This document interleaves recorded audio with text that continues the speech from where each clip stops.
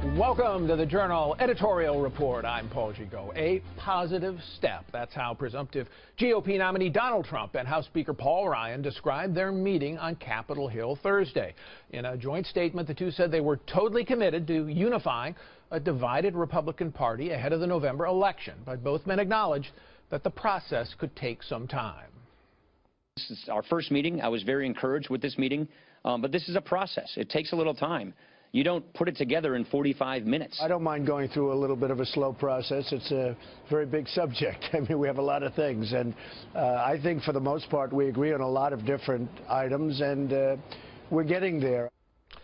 Joining the panel this week, Wall Street Journal columnist and deputy editor Dan Henninger, Potomac Watch columnist Kim Strassel, associate editorial page editor James Freeman, and Best of the Web Today columnist James Toronto. So, James, how much of this sweetness and light is real, and how much tension still exists behind the scenes? Well, I think the real tension is the tension between the supporters of these two men, the Trump supporters who can't stand Washington, and the Ryan supporters who can't stand Trump.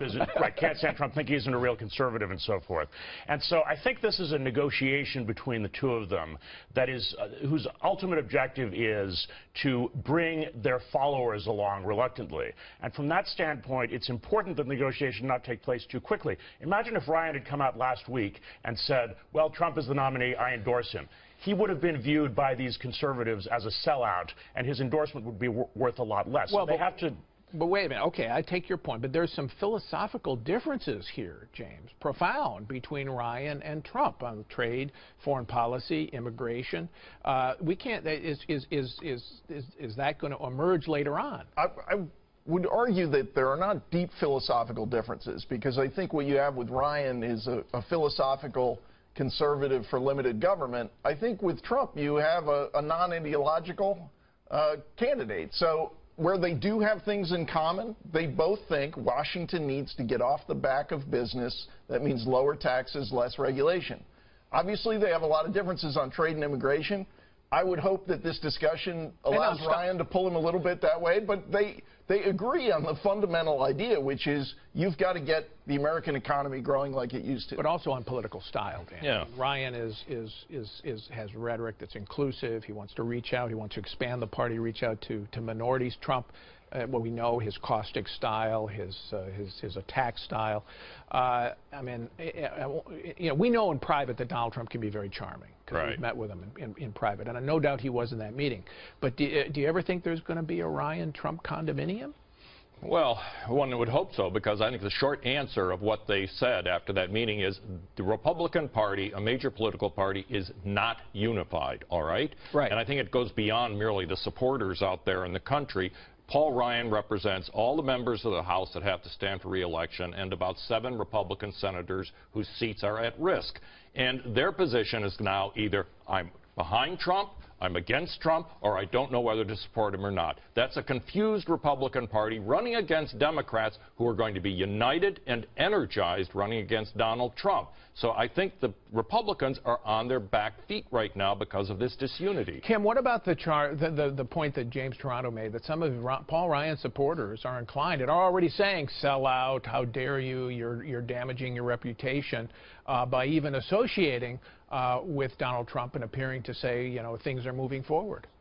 Look, I mean, I think this is a very Paul Ryan thing that he has done. You look back over his entire history in the House and as Speaker, this is a guy who's known for bringing along members of his conference to issues that are difficult sometimes for them to get behind. He's a very reform-minded politician. And my view is that probably part of this was set up as an opportunity to get to know Trump and maybe potentially the first opportunity to present to Trump, who, by the way, has run a fairly isolated campaign outside of Washington, right, not only to sort of say, look, these are our concerns. This is what we're facing as an electoral pressure out there. We need you to be aware, and these are some of the issues that our followers have, and maybe try to sort of pull him along in an optimistic way. And the self-interest of Ryan James here, political self-interest, is what? Well, he doesn't want to throw the election, as some conservative intellectuals would like the Republicans to do. He wants the Republican Party to be unified, to win. he's going to do better under President Trump, even if they don't agree on everything, than he's going to do under President Hillary Clinton, which would be, as he's put it, another 4 years of Obama. And he wants to prevent a wipeout, Republican wipeout. If Trump does as poorly as the polls suggest, some polls suggest he might, then you don't want to lose the House, because it's the only barrier against a progressive government like 2009 and 2010. Right, and along the lines we were talking about, I think conservatives could get pretty comfortable thinking about what a Ryan-Trump partnership would lead to. But hey, this blowout stuff, we looked at Trump's sky-high negative ratings over the last year. All of a sudden, you look at some of these polls, Quinnipiac, he's ahead in Ohio. We're going to get to that. One poll. Yeah, but, okay. But this may be all of a sudden a much closer race than people expected.